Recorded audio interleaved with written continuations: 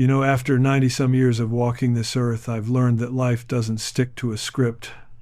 You can plan every scene, every line, every perfect shot, but the real moments, the ones that change you, come when you least expect them. I've made a living telling stories about heroes and villains, but out here, in the quiet stretches between action and cut, I've realized something. The most extraordinary moments often come from ordinary people doing something small, something kind, without even knowing someone's watching. I've walked through deserts, movie sets, battlefields of the heart and mind, and I've seen fame, failure, and everything in between. But every so often, something real stops you cold, something that reminds you why humanity is still worth believing in. The world can turn hard on a man. Systems, rules, deadlines, they can strip the soul right out of living. But then, life throws you a curveball, something that humbles you. Maybe it's a stranger's smile, a helping hand when you least deserve it, or a simple act that says, "I see you." And when that happens, it's like the camera pans back, and suddenly, the noise fades. You remember what really matters. At my age, I don't care much for grand gestures or speeches. I care about those quiet choices we make when no one's keeping score, the kind that define who we are. I think about all the years I've spent behind and in front of the camera, chasing meaning, chasing truth, and I realized truth was never hiding in the spotlight. It was always there, in the small corners of life, waiting to be noticed. We all have that one moment that changes us, that reminds us the script isn't finished yet. Maybe it's the day you decide to forgive someone.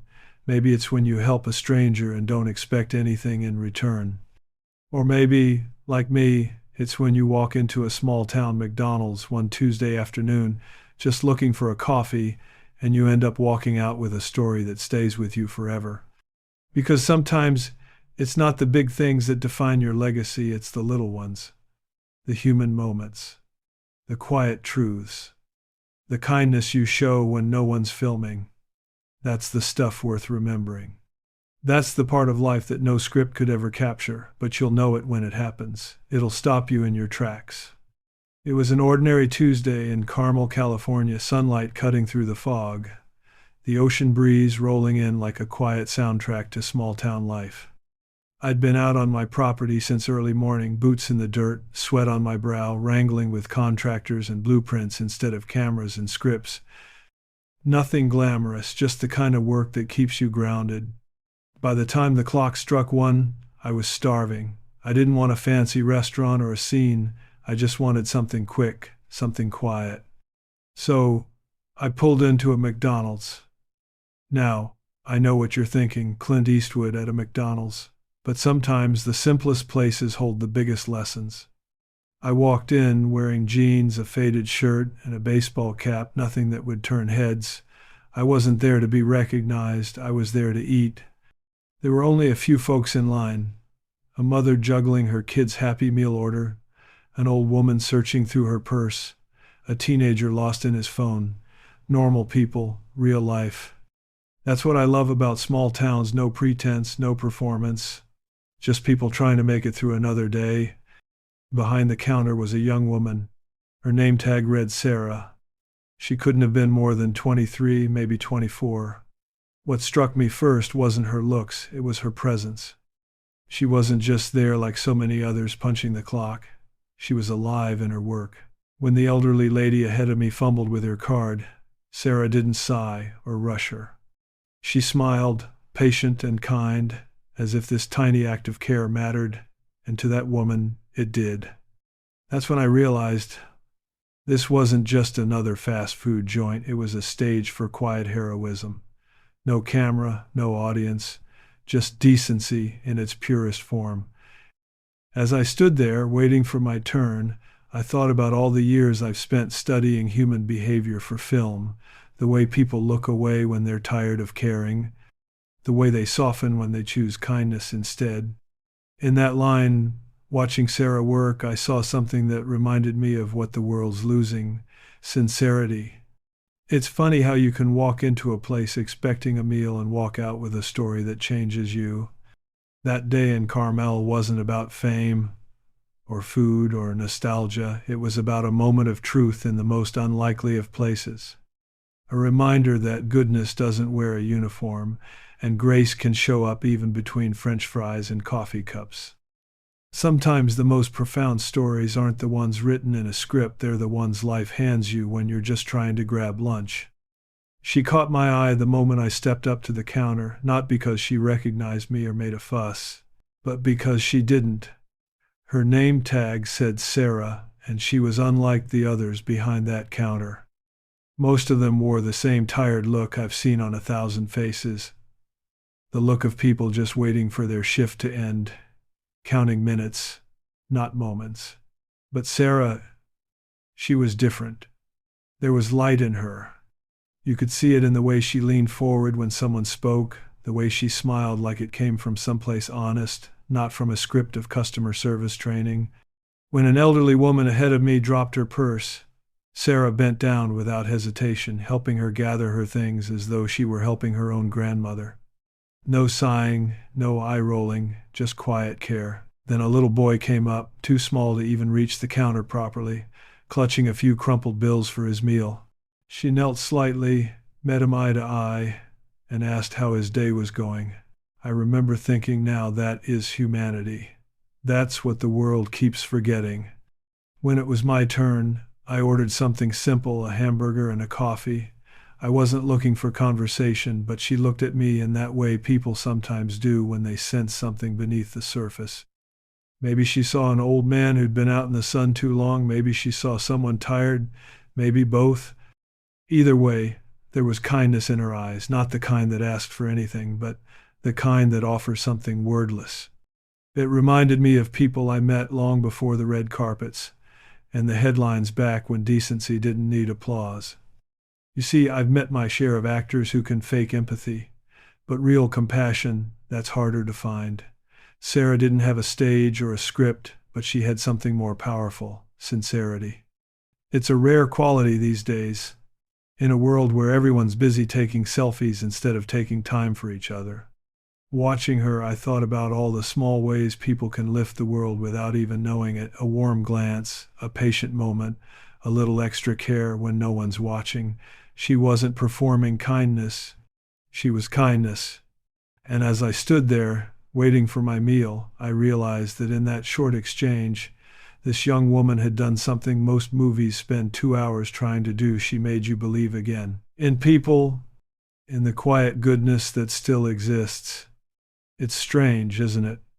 You spend a lifetime chasing truth through art, and then one day you find it at the counter of a McDonald's, served up with a genuine smile and the reminder that some hearts still remember what it means to care. When my turn finally came, I ordered something plain, a hamburger and a cup of coffee. Nothing fancy. I wasn't looking for conversation, but when I looked up, Sarah's eyes met mine. There was something there, something that said she saw more than just another customer. Maybe it was the years carved into my face, or the weariness from a long day under the sun. Whatever it was, she noticed it, not with pity, but with understanding. She tapped a few buttons on the register, then paused. Her hand hovered there, and she looked at me again, softly, thoughtfully. "You know what?" she said, keeping her voice low. "It's on me today." At first, I thought I'd misheard. I'm not a man who expects handouts. I've been blessed beyond measure. But there was something in her tone, steady, kind, and matter-of-fact, that stopped me from arguing. I told her I could pay, but she shook her head and smiled. "Someone did something nice for me this morning," she said. "I'm just passing it forward." Then she bagged up my food, slid the coffee across the counter, and moved on to the next customer as if nothing special had happened. I stood there for a moment longer than I should have, holding that paper bag like it weighed a ton. It wasn't the money, it was what it meant. Here was a young woman who didn't have much to give, giving anyway. In a world obsessed with transactions, she reminded me that generosity doesn't need a receipt, it just needs a heart. I walked out to my truck, coffee steaming in my hand, and sat there for a while, watching the cars go by. I thought about how rare that kind of moment has become: someone choosing kindness not for recognition, not for gain, but simply because it's right. It brought back memories from another time, back when I was a kid during the Depression, and folks would share what little they had. My mother used to say, "The world's better when people give without keeping score." She was right. Sarah didn't know who I was, and that made it all the more meaningful. She wasn't trying to impress anyone or make a statement. She was just following an instinct that too many people have forgotten to care, even when it costs you something. That simple act changed my whole day. Maybe it changed more than that, because as I drove away, I couldn't shake the thought, if one small kindness could ripple this far, how far could 100 go? Maybe that's how the world gets fixed, not through laws or speeches, but through ordinary people doing something good, one quiet moment at a time. 2 days later, I got a call from my assistant.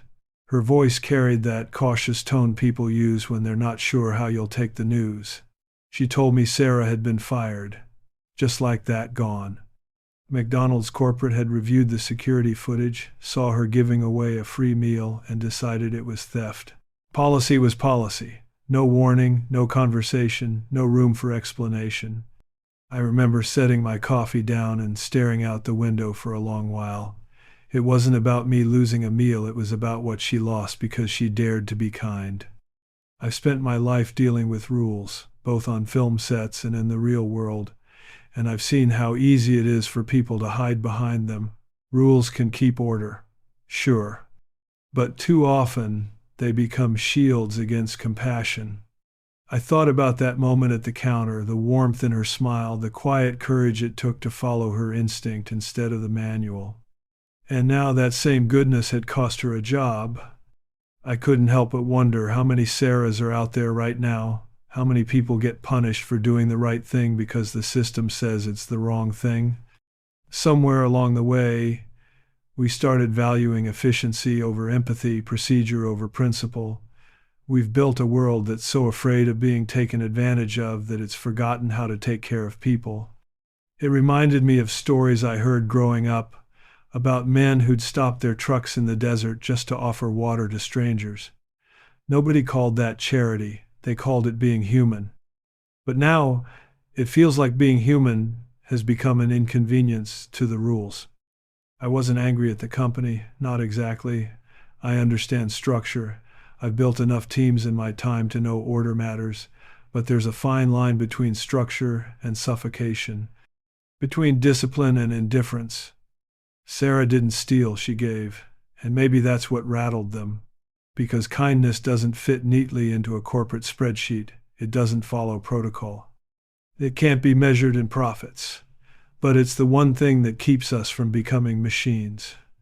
As I sat there that afternoon, the California sun sliding low against the horizon, I felt a kind of sadness I hadn't felt in years. Not for myself, but for a world that could look at a young woman's compassion and call it a violation. I realized then that the real theft wasn't a hamburger. The real theft was taking a piece of humanity out of the workplace, out of everyday life. And if no one stood up for people like Sarah, one day we might wake up in a world where kindness costs too much to give. I've worked with a lot of people in my life, actors, producers, carpenters, soldiers, and if there's one thing I've learned, it's that rules are necessary. They keep the trains running, the projects on track, the world from falling apart. But here's the thing no one likes to admit. When rules become more important than people, something vital dies inside us. I thought about Sarah, about that free meal that cost her a job, and it hit me how twisted that balance has become. We've built systems so tight they choke out the very thing they were meant to protect: humanity. Somewhere along the line, compassion got labeled as weakness, empathy became inefficient, and policy turned into a wall people hide behind when they don't want to care. I've seen it on movie sets too, crew members written off for small mistakes, studios making decisions based on numbers instead of hearts. The difference between structure and soul is thin, but it's everything. You can't run a business or a life on kindness alone, I get that, but if you strip kindness out completely, what's left? A machine. Cold, predictable, lifeless. Sarah didn't break the system, she exposed its blind spot. She reminded me that the best moments in life happen when someone decides to see the person in front of them, not the rule book behind them. And yet, the world punished her for that. It made me think of times in my own career when I'd fought for something I believed in against studio pressure, against fear, against the "that's just how it's done" crowd. Every meaningful story I've ever told was about breaking that pattern, about putting the human back into the frame. We've got to ask ourselves, what kind of world are we building when kindness is a fireable offense? When following the rule matters more than following your conscience? Systems should serve people, not the other way around, because a society that values policy over mercy might run efficiently, but it'll run empty. The real strength of any system, whether it's a business, a government, or just the way we live, is measured not by how it enforces control, but how it makes room for compassion. Sarah's story reminded me of that truth. It made me realize that sometimes the bravest act isn't breaking the rule, it's being human enough to bend it. That's where progress starts. Not in boardrooms or headlines, but in the quiet courage of one person choosing heart over habit. And maybe, just maybe, that's what keeps this world from turning into one giant machine. I sat with the news for a few days, turning it over in my mind the way you do with something that won't quite leave you alone. Sarah's kindness had cost her a job, and that didn't sit right with me. I've never been one for grand gestures or public crusades. I've seen what happens when good intentions turn into headlines, sincerity gets lost somewhere between the cameras and the applause. So I decided to do what felt right, quietly. I called a few people I knew in town, found out who owned that McDonald's franchise, and reached out. No press, no entourage, no public statement, just one man to another. I told him I'd been the customer Sarah served that day, and that what she did wasn't an act of defiance, but of decency. I explained how her small gesture had carried more weight than most people's grand performances of charity. She hadn't stolen for herself. She'd given because she saw someone who looked tired and thought, maybe I can make their day a little better. That's not misconduct, that's humanity. To his credit, the franchise owner listened. I could tell he was a reasonable man caught between company policy and conscience. I reminded him that leadership isn't about enforcing every rule. It's about knowing when mercy matters more than order. Rules can guide a business, but compassion builds one. He admitted the firing hadn't sat right with him either, but corporate structure has its gears and they grind slow. Still, he promised to look into it, and I could hear something change in his voice, a spark of understanding, maybe even regret. You see, I didn't want to fix this because I'm Clint Eastwood. I wanted to fix it because it was wrong. Life gives you certain advantages over time: money, connections, influence. But those things don't mean much if you don't use them when it counts. I wasn't trying to save the world, just one young woman who'd done the right thing and got burned for it. That's the thing about power, real power. It's not about control. It's about stewardship. It's about standing up quietly when you could just as easily look away. A few days later, I got word that Sarah had been reinstated. Not just reinstated, promoted. The owner had decided to give her more responsibility, a raise, and a chance to train others. That told me something important. When you meet compassion with courage, it can move the machinery of the world, even just a little. And maybe that's how change really happens, not in speeches or revolutions, but in one quiet conversation where someone decides to choose what's right over what's easy. When I heard the news that Sarah had been rehired, I felt something shift, not just for her, but for what that moment represented. The franchise owner called me himself. His tone was different this time, warmer, lighter, like a man who'd rediscovered a piece of himself he didn't know he'd lost. He told me he'd brought Sarah back on, not just as an employee, but as a shift leader, with better pay and a little more say in how things ran. That meant something. It meant that decency still had a fighting chance, even inside the machinery of corporate order. But what really struck me was what he said next. I realized we need to make space for people to be kind. I remember smiling at that. It was simple, honest, and true. He explained that they were implementing a new policy, nothing extravagant, just a small change that allowed each employee the discretion to give away a modest amount of food per shift if they felt someone needed it. No endless forms, no red tape, just trust. That one adjustment might not sound like much, but I'll tell you it's huge. It's the kind of idea that sneaks up quietly and starts changing things from the inside out. You can't legislate compassion, but you can make room for it to breathe. And that's what he did. I've spent my whole life around systems, Hollywood, politics, the military, business, and I've seen how easy it is for compassion to get edited out of the final cut. But every once in a while, someone decides to rewrite the scene. That's what happened here. One small act of kindness led to a conversation, a reconsideration, and then to a policy that gave humanity a seat at the table again. You see, kindness isn't soft, it's strong. It challenges the gears that grind people down. It reminds the world that empathy isn't weakness. It's what keeps the machine running without breaking the people inside it. Sarah didn't know she was starting something. She just followed her gut. And because of that, a business decided to evolve. That's the real power of goodness. It doesn't ask for permission. It just finds a way. I thought about all the years I'd spent telling stories about redemption, second chances, about people who stood up when the world pushed them down, and now I just lived one. Maybe that's how change happens. Not through noise or anger, but through quiet courage that inspires others to listen, to act, and to remember that even in the hardest systems, there's still room for heart.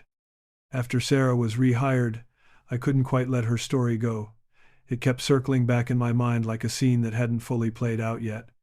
I'd seen what one small act of kindness could do. It had saved her job, softened a company's heart, and maybe, just maybe, reminded a few people that goodness still matters. But I wanted that moment to live on, to keep doing what she had done instinctively, make someone else's day a little better. So I decided to create something in her name, something that would outlast both of us. I called it the Sarah Mitchell Kindness and Service Scholarship, a fund for students like her, working long hours, trying to build something better with their own two hands. It wasn't charity, it was continuity. The idea was simple. One act of compassion becomes many. Every year, that scholarship would help another young man or woman chase their education, their future, their shot, and they'd see her name attached to it. They'd know that kindness isn't just a nice gesture. It's legacy. When I set it up, I thought about my own younger years, those lean days before the movie sets and the applause. Back when I was scraping together rent, sleeping in my car, chasing something I couldn't quite name. Back then, a single act of generosity could turn your whole world around. A meal, a tank of gas, a stranger's encouragement. You never forget the people who choose to believe in you when they have nothing to gain. That's what Sarah had done for me, without even knowing who I was. And I wanted the world to remember her not for being fired, but for being brave enough to care. I made sure the amount was symbolic, 10 times the value of the meal she gave away. Not because of the money, but because it told a story. The smallest kindness can multiply beyond what you can imagine. Every dollar of that scholarship was a reminder that goodness echoes, and every student it helped was a continuation of her gesture. I didn't hold a press conference or make it a spectacle. I've always believed the best things in life are done quietly. You don't light a fire to be seen, you light it to keep others warm. And that's what Sarah's story became, a small fire in a world that's too often cold. A reminder that the simplest act, offered with a pure heart, can ripple through time in ways no one sees coming. Sometimes you don't need to change the whole world. You just need to change one person's tomorrow. Sarah did that for me, and I wanted to make sure her kindness kept doing it for others long after the cameras stopped rolling. Looking back on that whole experience, I realized Sarah's story wasn't just about one woman or one meal. It was about all of us. It was about the world we're building and what kind of people we choose to be inside it. Rules and systems have their place. I've seen enough chaos in my life to understand that. But order without empathy isn't order at all, it's paralysis. We need both, the framework that keeps things steady and the heart that keeps them human. Sarah reminded me that compassion isn't some grand, poetic concept, it's a daily choice. It's the decision to see a person instead of a policy, to act when you don't have to give when nobody's watching. And that choice, simple as it seems, can shift more than one life. I think about the ripple her kindness created, how it changed her fate, moved a company to rethink its values, and touched strangers who'd never meet her. That's how real change happens. Not in revolutions or speeches, but in quiet acts of courage that awaken something in the people who witness them. I've lived long enough to know that the world won't always reward you for being kind. Sometimes it'll cost you your comfort, your pride, maybe even your job. But that's the thing about goodness. It doesn't ask for permission, and it doesn't need applause. It just does what's right because it's right. I've made films about justice, redemption, about people standing tall when it would have been easier to walk away. But what I saw in Sarah was something purer, an untrained instinct for decency. That's the kind of strength this world is starving for. The kind that doesn't come from power or wealth, but from grace. It made me wonder, what if more of us lived like that? What if we stopped measuring everything by profit and started measuring it by purpose? Maybe the world wouldn't change overnight, but it would change. At my age, I don't waste time chasing perfection anymore. I look for meaning, for moments that remind me this world still has a pulse. That afternoon in Carmel, I found it in a McDonald's of all places, in a young woman who chose compassion over compliance. And that, to me, is what it's all about. We can't fix everything,